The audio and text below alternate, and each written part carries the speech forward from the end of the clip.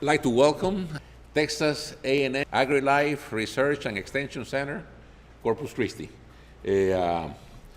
We are one of 13 centers throughout the state, all the way from Amarillo to Weslaco, right at the border with Mexico, and from east to west to we try to cover regional research needs, for every region of our great state. Before starting with my presentation, I'd like to thank the organizer of this committee, of this program, for selecting our center, to have this meeting program. This is a USDA education program, and very pleased that you selected our center. I'd like to recognize distinguished guests that asked with their presence. Dr. Chad Nelson, brand new dean for Texas A&M Kingsville, Dean of Agriculture. Then also a brand new head of the department here, Greta Schuster. Thank you very much. And then, of course, the faculties of A&M Corpus Christi. Thank you, Joe Fox, for organizing, and all of the organizers. Several faculty from A&M Kingsville, too, also very much welcome. Thank you for being here. And a special introduction here is my boss is here also, my real boss, Consuelo Donato. So I behave. What a presentation here is to give you kind of a dream vision of where this technology is going. I think it's the future, and I'm very, very pleased to say that this region, let's say, our three universities, including Del Mar, college, are leading the state, and I'm going to go a little farther, leading the country, and the development of this technology. We're really making a statement in the country, and this field day here is special. It's the first field day. I mean, but this might be lots of interesting things, and for our universities. We got in the two universities, including Del Mar, everything that it takes, to develop this technology and take it to new dimensions. The engineering schools of both universities. We got computer science in A&M Corpus Christi, and then of course the agriculture component, of A&M Kingsville and AgriLife. So in a way, we are here living the dream of our chancellor, John Sharp, that had this vision, to link our universities and prepare us, to the challenges of 2025, 2030. He was thinking about that far. The way that it was done might not have been the best way of doing it, but I endorse very much, that vision, that we here in South Texas, need to get ready for all those wonderful things that are coming. The expansion of the port, the new work of Exxon, the new bridge, and lots of investments that are coming. Lots of good things are coming here to South Texas, and we need to accompany that development, with a strong academic center, a united school, maybe with 25, that will host about 25 or so thousand students, for the challenge, of the that is coming to us, and that was the dream of Dr. John Sharp, but as I say, that it maybe not done very well. All right, well, let's get going with our program. I'd like to begin with, like Joe say, I'm also the center director for the Weslaco Center, a wonderful center, lots of interesting things going on there. The major programs are citrus, vegetables, and sugar and energy canes. I think I got some slides, and no, I don't. I took it out thinking that I might not be able to meet my 25 minutes, but in citrus, we are also leading the world in research and there is a horrible disease through all over the world in citrus orchards called greening. You know, one of our scientists in the Weslaco Center managed to get a spinach gene that has an antibacterial properties, you know, into the plant. It expresses itself in the plant and controls the bacteria that causes the disease. You know, and that is as far as I know, the only technique or technology, you know, to control this disease, and is being, you know, that's one of the issues. But we're going through the process of the regulation. We think that it's going to go out in 2018, excuse me. And right now we got about 200,000 trees, you know, to be deployed in Florida. Our partners for this is a citrus company out of Florida, and they put out the money for the regulation, and they are the ones that are going to commercialize. Citrus Garden, I think is called the company that is in Florida. So that is a tremendous contribution of our center, and and that technology is going to be distributed all over the world, you know, coming out of our South Texas center.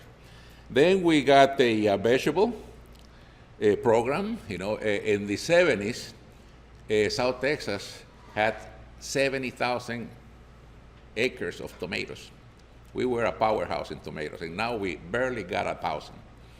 You know, so Texas A&M AgriLife is making a tremendous investment in faculty, you know, to build up our vegetable program. We had a field day not too long ago in which many of you guys attended, you know, very well attended program. The idea is to get back Texas into a powerhouse of vegetable production. You know, large of investment, 6 faculty positions, lots of money in infrastructure, you know, to support this program. You know, all Uvalde, College Station, Amarillo, and Weslaco. So that program is also moving along real well. And then one of our traditional programs is being sugarcane and energy canes. Sugarcane, you know, South Texas is our sugarcane producing area of the state, along with Louisiana and a little bit in Florida, the main one, and so on, and a little bit in Alabama, Mississippi, and so on. But for Texas, that's where the sugarcane is grown, about 30,000. And then a spin-off of sugarcanes are our energy crops, our energy. And one of the products that this thing has developed is a sugarcane very high in terpenoids. Terpenoids is like a wax, high in energy, and some of these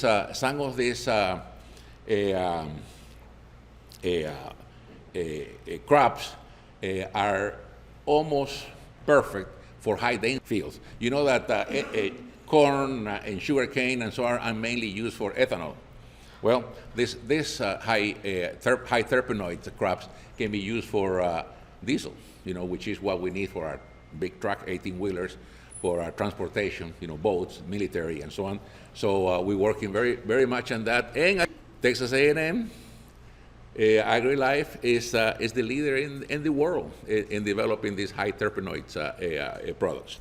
Okay, so in all of that, it happens at Weslaco. And then some other interesting projects.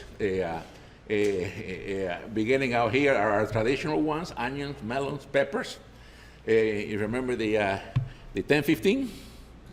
You know, we're famous for that onion. That came out of Weslaco.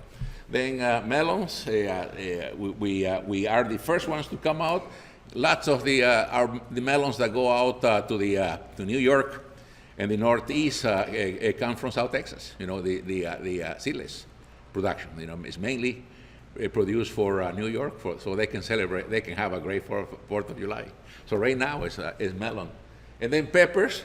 We are the developers of the heatless pepper. Does anybody know the story about heatless pepper? Well, it's a pepper that doesn't have much heat, but it has the texture of pepper. So a company by the name of Pace took that pepper and developed high, mid, and low heat peppers, and then they're responsible for causing explosion in the consumption of salsa, to the point that it sells more than ketchup, because they use this pepper, and they are able to customize it, for the different tastes. I'm not a good Mexican, so I like the low pepper, but some people like it really, really hot. And then we got a program for potato, mainly focused on potato zero chip. It's a disease that affects the potato chip industry.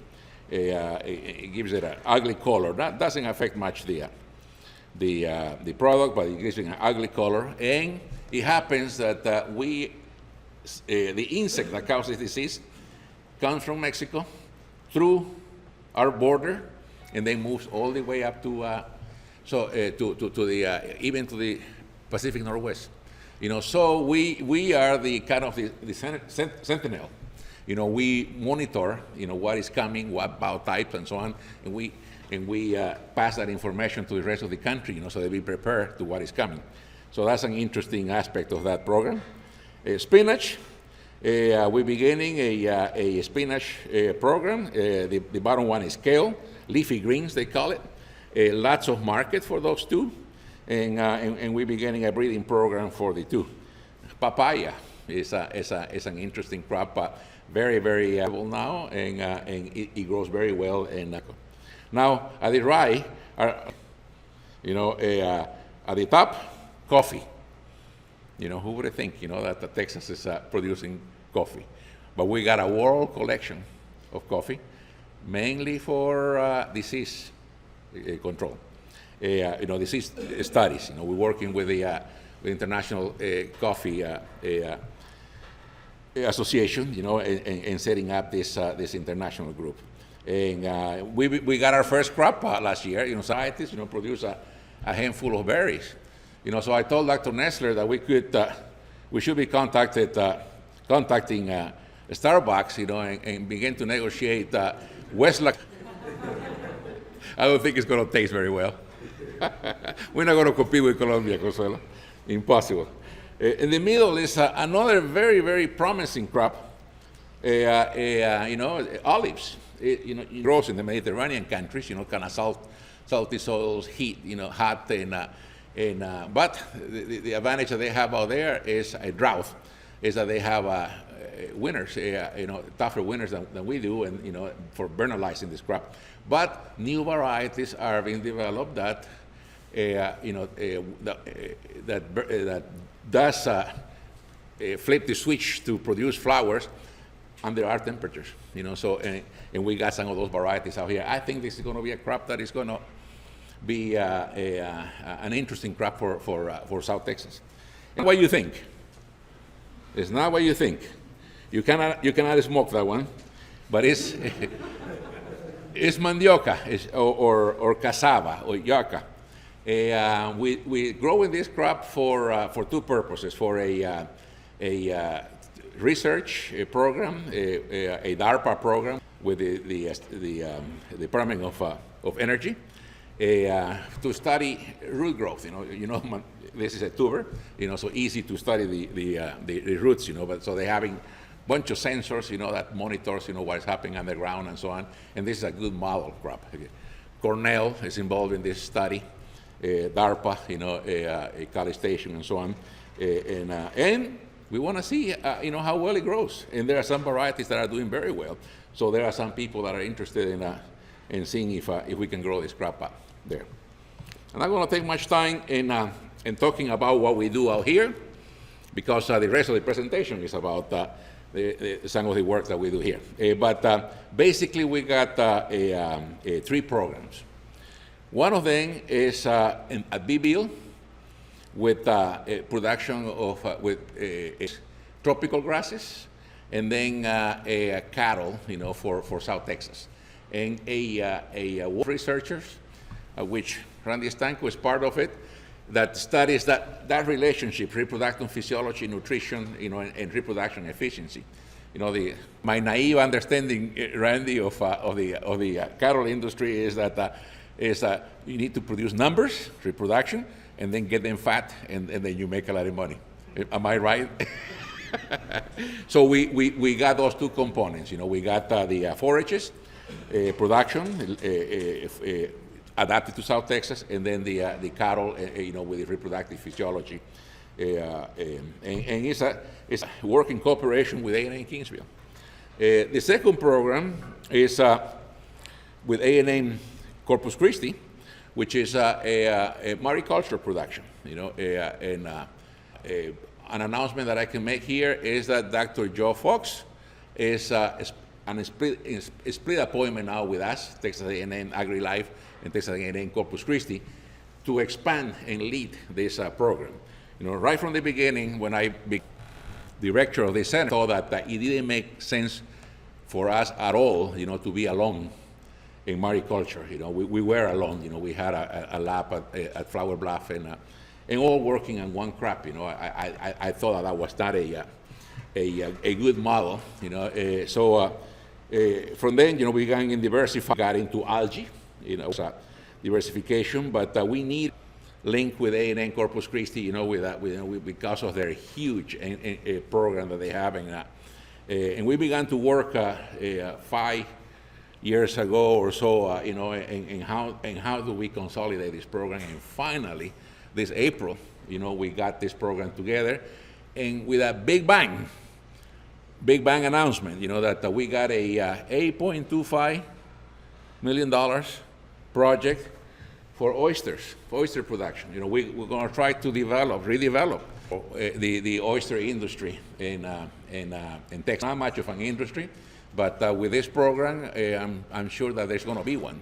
We're going to be in charge of producing the genetics, pathology, production technology, and then once this program is going, we're going to transfer this project to the private industry so they can run with it. And then we'll, maybe receive some royalties from the genetics or technology that we develop along to keep on doing research. But this is involving just about all of the mariculture department of A&M Corpus Christi. So to me, this is again, kind of my one of my objectives and part of the vision of Mr. Sharp, our chancellor, of beginning to integrate our system. This center here was mainly for crops. It was opened in 1974. It's were number one to get rid of the boll weevil. You guys are too young to know what the boll weevil is, but it was a terrible pest, from the 90s down. The devastated cotton fields, and a federal state program began around 1995, and that pest is eradicated. We did it. We got rid of the boll weevil, and life is much better now. The second objective was a disease that we had in cotton fields again called Texas root rot. I'll show you a picture later on about that. But it was specific to alkaline soils. And we worked for years on that, and finally, AgriLife came out, station came out with the chemistry, that will control this disease, and beginning to make some progress. The trick is how can we apply it, and I think UAVs can help in that. And then the third one was drought.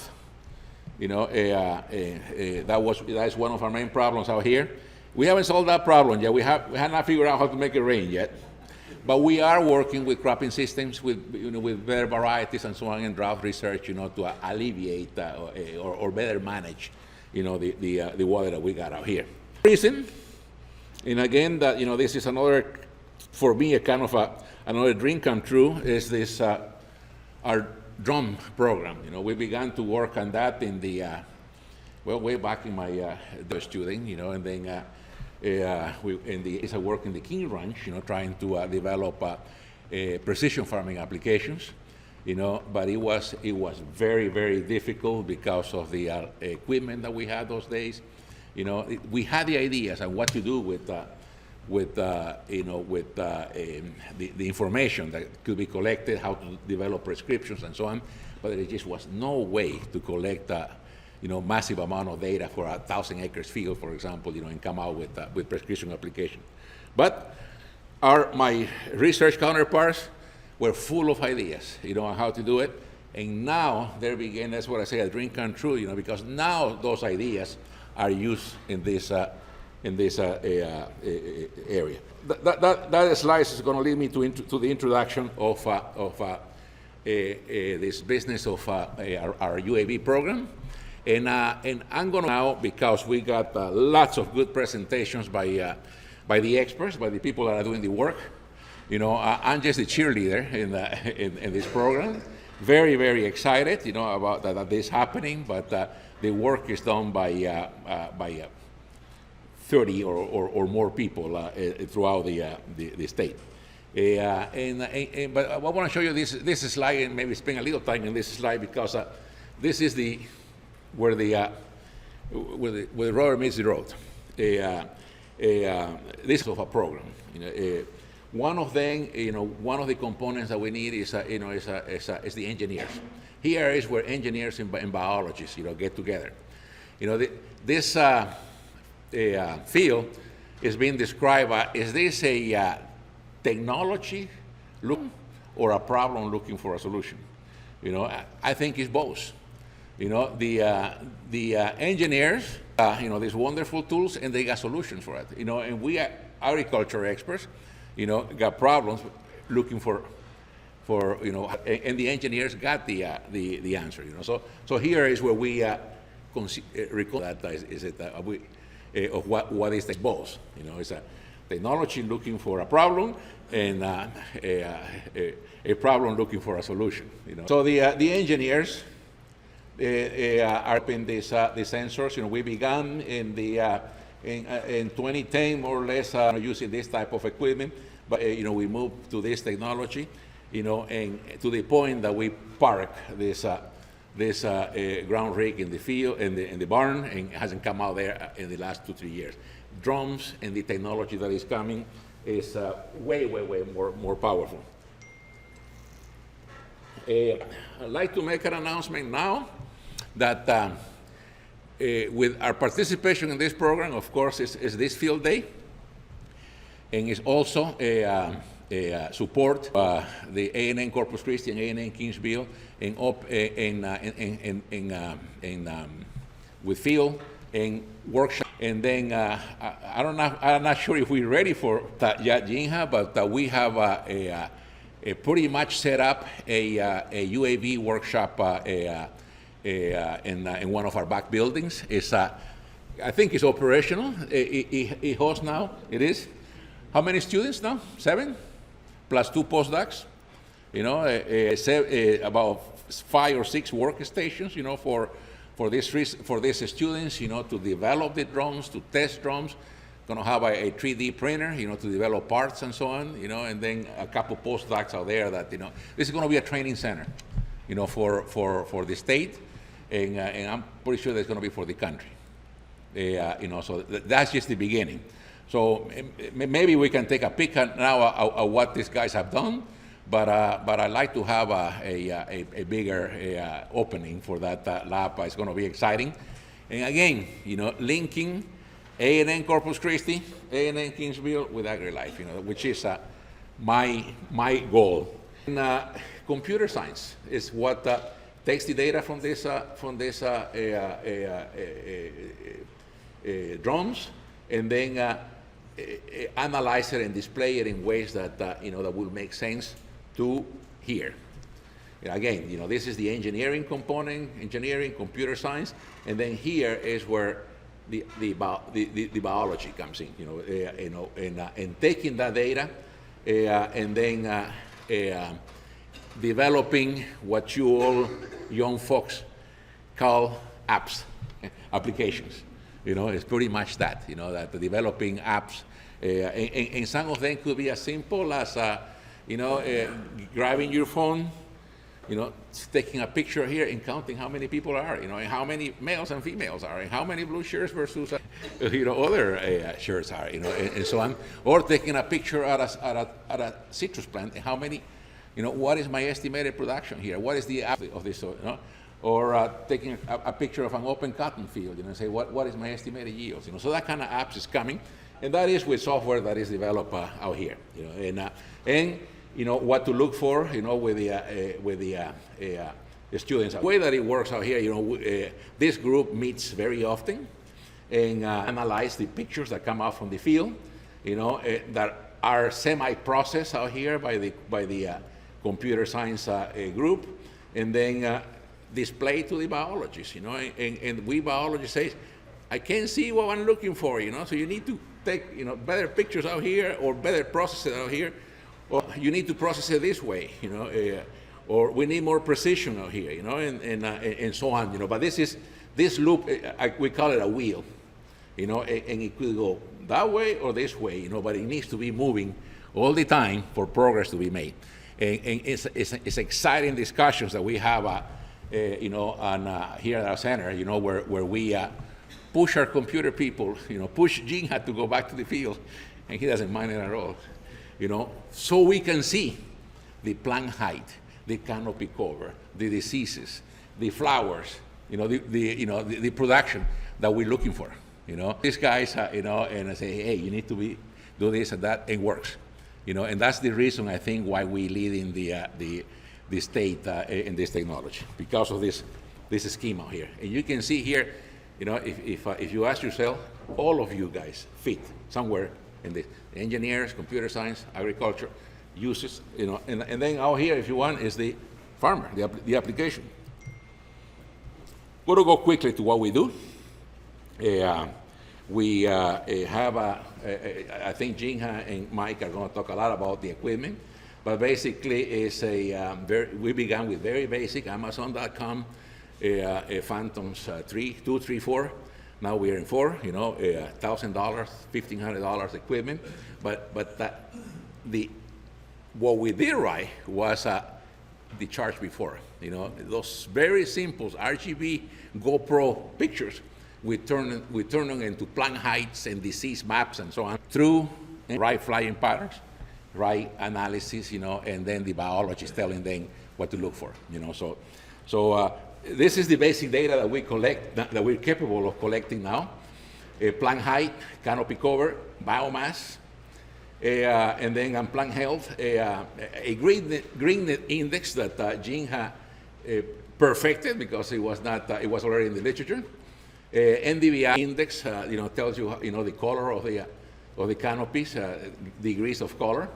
It tells you a lot more, but I'm just going to summarize it by that. Canopy temperature, very, very, very critical for drought stress and crop, the energy balance, along with canopy cover and so on. And then some specialized, in the case of cotton, we count in blooms, open balls, and so on.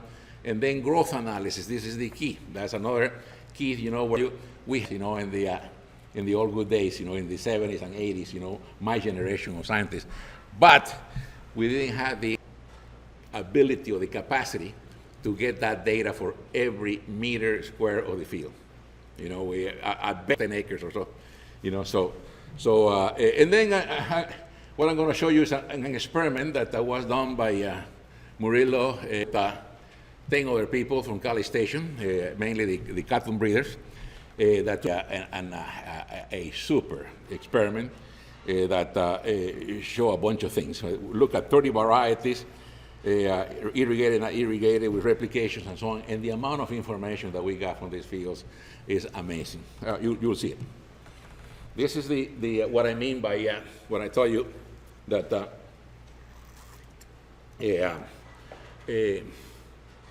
we can collect all of that information that I show you for every little square there.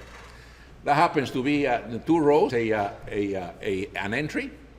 Is an entry, and then it's about 10 meters or about 12 yards or so, and then we divide it into grids, meter square grids, and fly the drums, and then the rest is magic by the computer people. Go in there, and they extract, in the case of cotton, about 60 growth parameters for every square every time they fly throughout the season.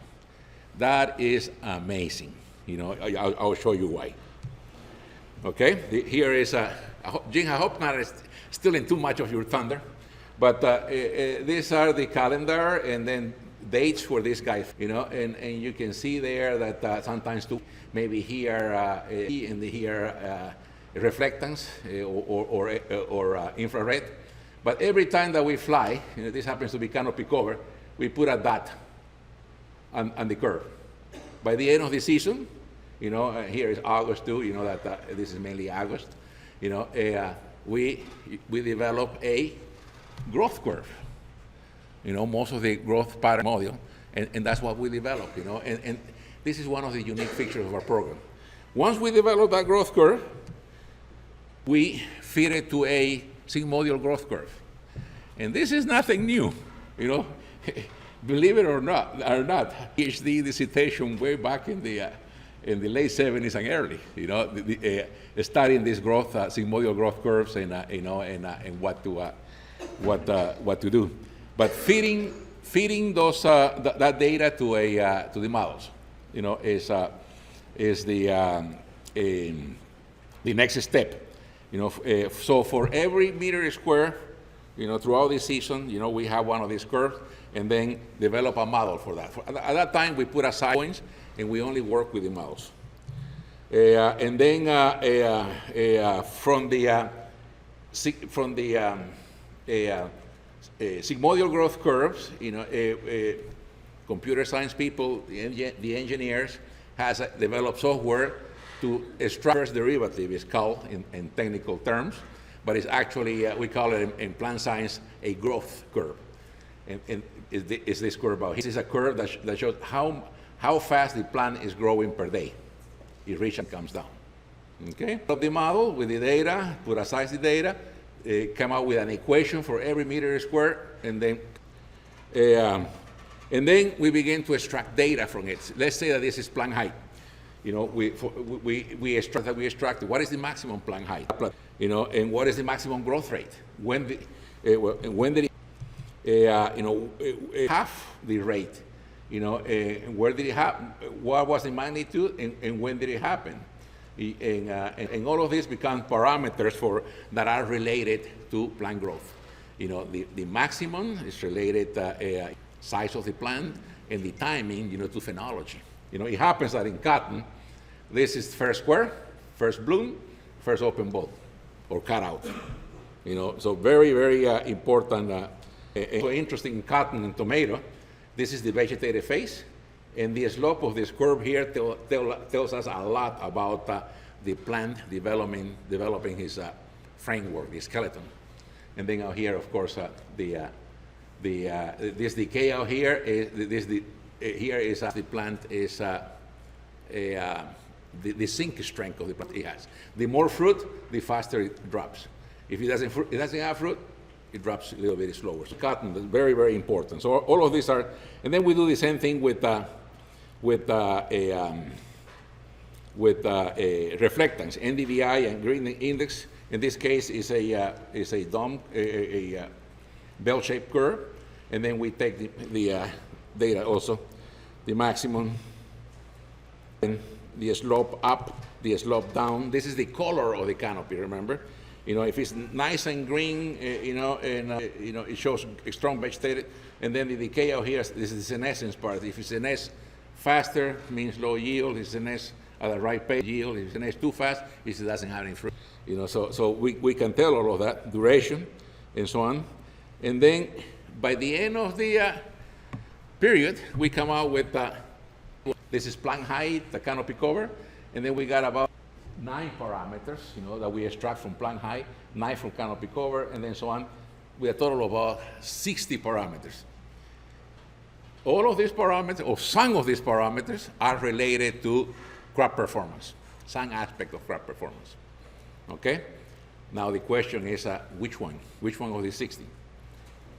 If you want to make it a little more complicated, we can include in that table the square term. You know, and that be in that case that'd be 120. If you want to allocate it, we can include the interaction. That is 60 times 60, 3,600, 3,700 variables. And some of those 3,700 variables, you know, are responsible for the performance of that crop. Might explain the performance. So it's a massive amount of data, and the question is, how do we do it?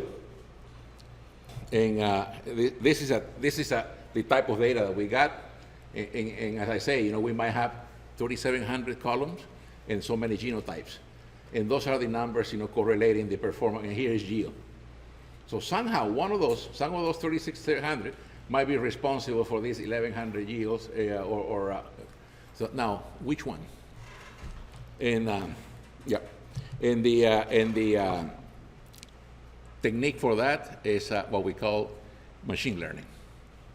You know, that's our next step. We're going to use that. What we intend to do, you heard about, especially lately, about the Watson, you know, by IBM. You know, and it uses machine learning. You know, the Watson now is used for taxes, for medical, you know, many uses. You know, including agriculture. We intend to do something like that. You know, use machine learning, and we're going to call it the Wayne. Why? Because our main breeder is Wayne Smith. But it's basically going to analyze that data and come out with a yield. I don't want to steal the thunder of the rest of the speakers about the schedule, so I'm going to go straight to my last slide to sum it up. This is my vision of the future, of where this technology is going, you know, for the next maybe 10, 15 years. You see in the background, there is maybe a 1,000 acres field, you know, showing the blue with the high performance and low performance out here. We got 3 ways to collect data currently.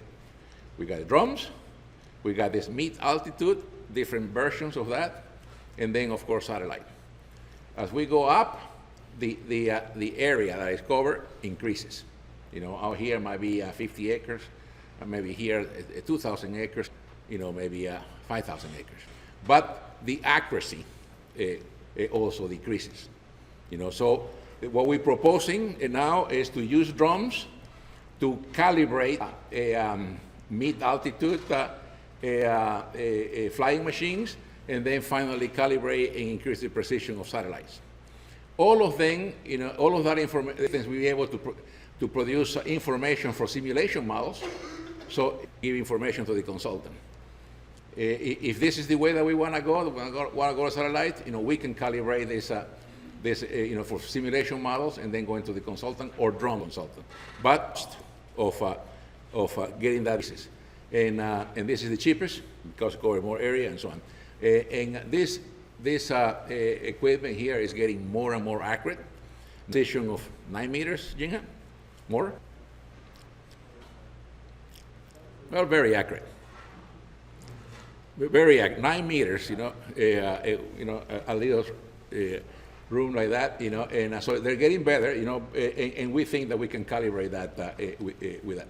And science fiction, we got 2 proposals. Now, one funded, one with Gliogen and the University of Maryland, you know, where we are providing this service, you know, and a new one that we are leading.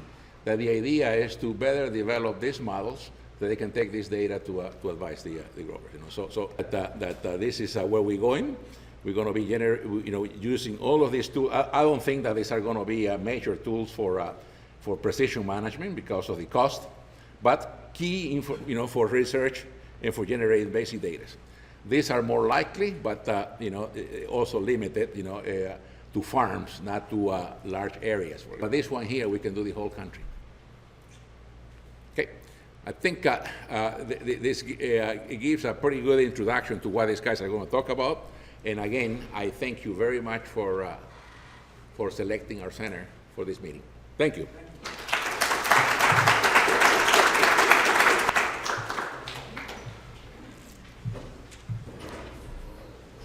Mike? Speaker is Dr. Mike